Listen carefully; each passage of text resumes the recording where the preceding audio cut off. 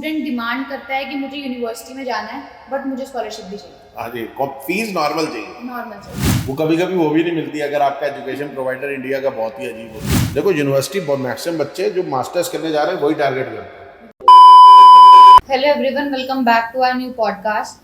तो आज हम बात करेंगे न्यूजीलैंड के रिगार्डिंग। न्यूजीलैंड में जो यूनिवर्सिटीज़ हैं, जो कॉलेजेस हैं, वो स्कॉलरशिप किस तरीके से प्रोवाइड करते हैं, किस एलिजिबिलिटी पे प्रोवाइड करते हैं। तो आइए सर से बात करते हैं और जानते हैं। हेलो सर, कैसे हैं आप? बहुत बढ़िया जी। तो चलिए सर, टॉपिक तो आपको पता लग ही गया है कि स्कॉलरशिप्स की बात करनी है हमने न्यूजीलैंड में।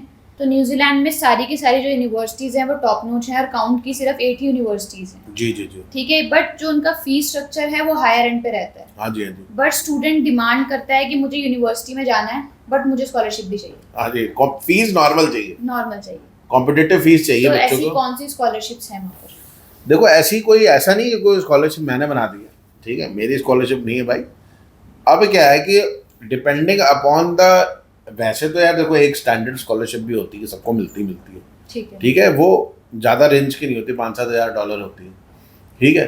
वो कभी कभी वो भी नहीं मिलती अगर आपका एजुकेशन प्रोवाइडर इंडिया का बहुत ही अजीब हो तो, ठीक है। बट अब मैं आपको समझाऊंगा बच्चों को कि कई एजुकेशन प्रोवाइडर्स हैं वहाँ पे, और मैं यूनिवर्सिटीज़ की बात कर रहा हूँ, जैसे university of Auckland, university of ओकाटो, है ना, university of Auckland, university of Otago, या फिर वाइकाटो, ऐसी बहुत सारी लिंकन यूनिवर्सिटी होगी।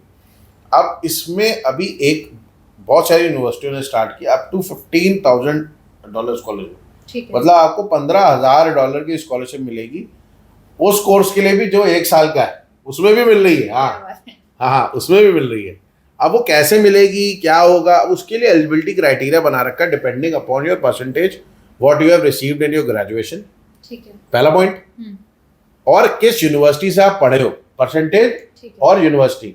अब क्या है इसमें, अब देखो क्या है कि देखो जो न्यूजीलैंड और ऑस्ट्रेलिया है उसने इंडिया को कैटेगराइज कर रखा है सेक्शन 1, सेक्शन 2, सेक्शन 3 यूनिवर्सिटीज में।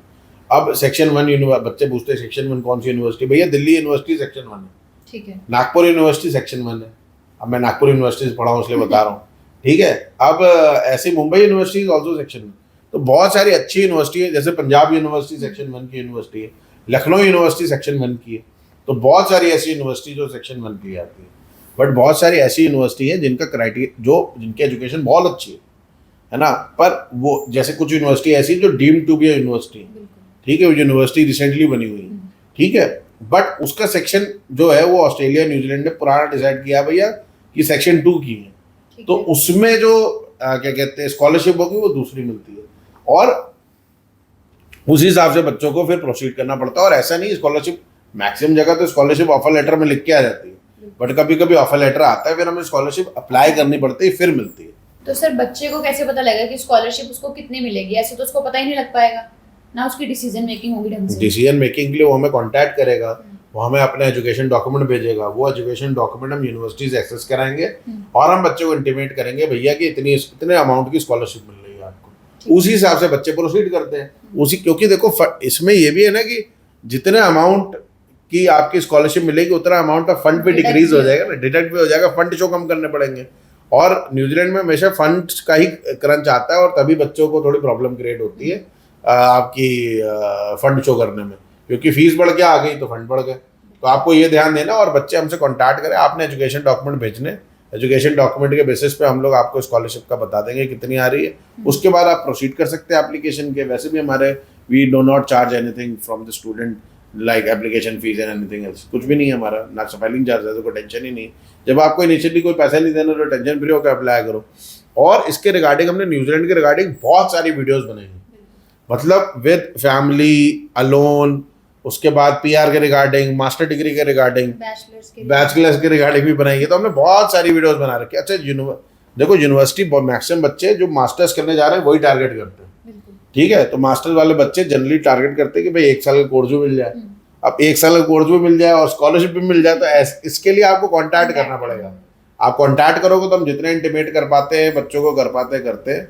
कभी कभी मैं बच्चों को ये कहता हूँ कि यू शुड हैव पेशेंस। कई बार बच्चे कहते हैं ना एक ओवर द कॉल सब कुछ बता दो, तो हमारी की जो काउंसलिंग का पैटर्न है वो थोड़ा डिफरेंट है।